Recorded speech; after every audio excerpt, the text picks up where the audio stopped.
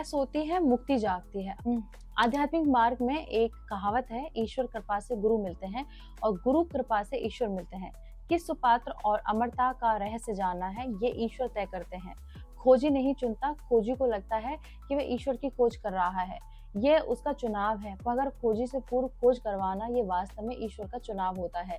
ईश्वर खुद खोजी है और खोजी लोभी चूकने वाले की ढालता है। ईश्वर ही खोजी के लिए मुक्ति का मार्ग चालू करते हैं, उन्हें मौका देते हैं। खोजी को सिर्फ समर्पित होकर उस मार्ग पर चलना होता है, बाकी ध्यान ईश्वर स्वयं रखते हैं। एक प्रसंग है, शिव का भी कैलाश पर यही लीला चल रही है। वे पार्वती माँ को अमर कथा सुनाने जा रहे हैं, मगर उस कथा से अमरत्व के द्वार किन के लिए खुलते हैं, पार्वती जी के या किसी और के, ये अभी भी रहस्य है। इन सभी के बारे में मैं आपको बताऊंगी। भगवान शिव माता पार्वती को अमर कथा सुनाने वाले थे। कथा आरंभ करने से पूर्व भगवान शिव और माँ पार्वती ने सुनिश्चित किया कि उन दोनों के अतिरिक्त कैलाश पर उस समय कोई न हो। माता पार्वती तब कैलाश का मुनि ज्ञान कर रही थी और उन्हें कोई पशु पक्षी गृहिणी नजर नहीं आई, लेकिन वास्तव में छिपे रूप में टुकड़ी के उस ऊड़ पर उनकी दृष्टि नहीं पड़ी। पूर्ण एकाग्र भाव से शिवजी कथा कहने बैठ गए। कथा शुरू हुई। टुकड़ी भी एक श्रोता थी, वह उड़ के रूप में होंक कर रही थी। ऐसा इसलिए कि शिवजी पूर्ण ब्रह्म बीच में हुंकार मर्म पड़ी ताकि मैं जान सके कि तुम क्या कह रहे हो। अब माता पार्वती ने इस बात को अपना भरी और शिवजी ने कथा आरंभ की। शिवजी मुख से कहते गए, पार्वती जी भी ध्यान से सुनती गई। तभी शुक्री मनुष्य रूप में आई। पार्वती का ध्यान हट गया, उनका मन ध्यान से खिसक गया। कथा सुनने का अर्थ है कि भक्ति से होता है और भक्ति का अर्थ ही ध्यान है। जब ध्यान टूटेगा तो कथा का अर्थ भी दूर होगा। जैसे ही माता पार्वती का ध्यान हटा, उस ऊड़ में जो रूप में सुन रही थी वह हुंकार करती रही और सुनती रही और उसे दोहराने लगी। कथा सुनते सुनते एक क्षण के बाद पार्वती जी सो गई, लेकिन शुक्री बड़े मन योग से सुनती रही और हौं हौं करके दोहराती रही। शिवजी को लगा कि पार्वती जी की ओर से आ रही है, इसीलिए शिवजी कथा कहते रहे। देखा आपने, अमर कथा का आयोजन वास्तव में किन के लिए किया गया था, उसका असली सौभाग्य कौन पा सका। सुनने में लोगों के लिए आयोजन पार्वती जी के लिए था, मगर मर्यादा उस छोटे प्राणी के लिए। जब कैलाश पर कोई नहीं था, वह था। ऐसी ही होती है ईश्वर की लीला। अब कहानी के इस भाग को समझते हैं कि ये कहानी किसी और की नहीं बल्कि उस छोटे से शुक्र रूपी जीव की है, अर्थात अस्तित्व की है।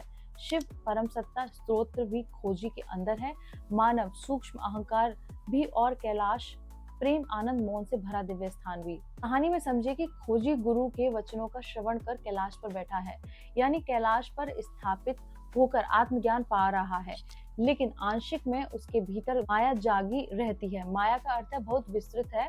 हमारे भीतर जो सूक्ष्म अहंकार होता है वह असली माया है। ये अहंकार हमें मैं का बोध कराता है, जिसके कारण हम स्वयं को परम चेतना शिव से अलग, खुद को पृथक व्यक्ति मानते हैं। हमारा मन, विचार, संशय, ये सब माया के ही हिस्से हैं। ध्यान में बैठने या सच्चा श्रवण करते हुए ये एक टक से सुन नहीं पाते, लेकिन जैसे जैसे खोजी ध्यान ज्ञान की गहराई में उतरता है, असल माया निष्क्रिय होती चली जाती है। अगर माया सोने लगती है तो ईश्वर की तल्लीनता बढ़ जाती है। माया का सोना ही मुक्ति का द्वार है, वही ईश्वर की सत्य शांति गुरु शिव में प्रवेश का मार्ग बनता है। गुरु का हुंकार सम प्रतीक है, खोजी का हुंकार स्थिर रहना है। लयबद्ध रूप से गुरु के शब्द को दोहराते रहना, ये गुरु कृपा है। भक्त होकर पिगडुर गुरु में तल्लीन हो जाता है। जैसे किसी कक्षा में जब विद्यार्थी पढ़ते हैं, सुनने में मग्न होते हैं, कुछ समय आता है कि विद्यार्थी वो बोलते हैं, ठीक वैसे ही गुरु जानना चाहते हैं कि खोजी जगत सुन रहा है या नहीं। जब खोजी सुन रहा है और माया सो रही है, इस कारण खोजी में ही ईश्वर का प्रकट होना है। माया सोई तो मुक्ति जागी। शिव की लीला यही थी कि माया का प्रकट होना भी लीला ही थी, क्योंकि जब लीला समाप्त होती है तो अस्तित्व भी लीला से विलीन हो जाता है। लीला और माया का अस्तित्व ही न बनावट। माया बिना संसार कैसे चलता, लीला कैसे चलती, सृष्टि कैसे आगे बढ़ती। माया के बिना शिव को अपनी मूल समाधि अवस्था पर लौटना पड़ता, यानी सिर्फ शिव ही संसार नहीं। अमर कथा का श्रवण आयोजन तो सिर्फ खोजियों भक्तों के लिए होता है। माया और मुक्ति का साध क्या है, आगे की कहानी। कथा समाप्त करके शिवजी ने पार्वती को देखा तो वे आंख बंद किए बैठे थी। शिवजी ने चेक करके देखा कि वो सो रही थी। शिवजी ने कहा, देवी। वह हुंकार उठी और बोली, क्षमा करे प्रभु, मेरी आंख में आंसू भर गए थे। इस पर शिवजी को आश्चर्य हुआ, मगर मुझे तो हुंकार की आवाज आ रही थी, इसलिए मैंने पूरी कथा कही। अगर तुम सो गई थी तो हुंकार कौन भर रहा था? क्या हम दोनों के अतिरिक्त कैलाश पर कोई और है जिसने ये कथा सुन ली। शिव जी परेशान हो उठे क्योंकि उनकी आज्ञा के बिना कोई वहां था जो गोपनीय अमर कथा सुन रहा था। दोनों उस बात की खोज करने लगे तो उन्हें एक तोता नजर आया। आज भी बंद बंद एक तोता ऊपर झूल रहा था और हुंकार भर रहा था, साथ ही रो रहा था। अरे ये मैंने क्या सुना और क्या कर लिया, कितना मधुर था, कितना आनंदमय था, मेरा रोम रोम पुलकित हो रहा है। एक भाव विभोर होकर आश्चर्य और आनंद में मगन। आपने पार्वती मतलब माया सोई हुई थी और सुख खोजी, आत्मज्ञान प्राप्त परम साधना में डूबा था। आत्म साधना का अनुभव में उतारने पर माया जागृत स्थिति होती है, फिर माया के सो जाने से भी उसकी स्थिति स्थिर रहती है, क्योंकि माया रहते हुए भी मौन से जुड़ा रहता है और ईश्वरीय आत्मबोध प्राप्त करता है। आत्म अनुभवी इंसान की राह में माया बाधा बनी लेकिन सहायक होकर साथ चलती है।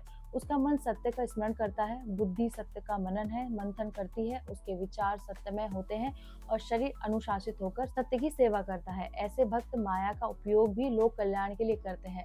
संसार में ऐसे साधक अपने साथ साथ दूसरों की मुक्ति के लिए भी निमित्त बनते हैं। इस वीडियो को शेयर कीजिए और मेरे साथ बोलिए ओम नमः पार्वती पते हर हर महादेव शिव शंभो।